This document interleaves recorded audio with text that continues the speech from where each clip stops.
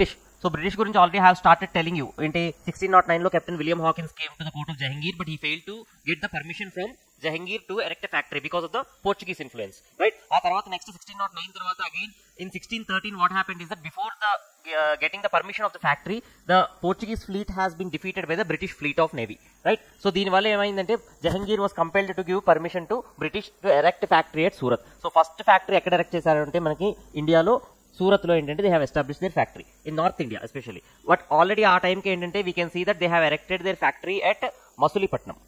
1611లో ఏంటంటే మసూలీపట్నంలో ఏంటంటే they have erected a factory already.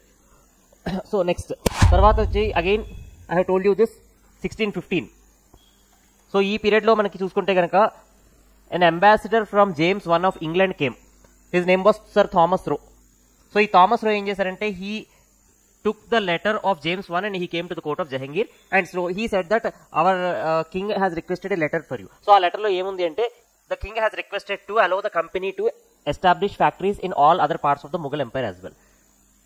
Okay, so అలా వచ్చిన తర్వాత ఏంటంటే ఆబ్వియస్లీ కింగ్ రిక్వెస్ట్ చేశాడు కాబట్టి ఏంటంటే Jahangir allowed to establish the factories and all other parts. అంటే సూరత్ కాకుండా ఏంటంటే అహ్మదాబాద్, ఆగ్రా, భరూచ్, కాంబే ఇలా డిఫరెంట్ ప్లేసెస్ ఏంటంటే factories have been established.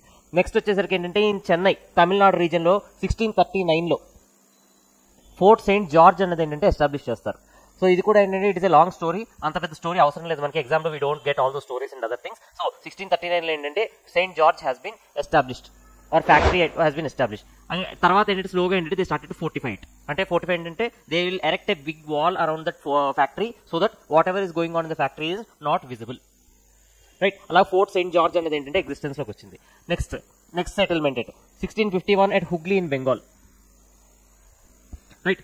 After that I have told you ఏంటి 1662లో ఏంటంటే Portuguese and British had a matrimonial alliance. As a result Portuguese ambitions have been seized in India, followed by that British gained dominance. So Portuguese అనేది అయిపోయింది.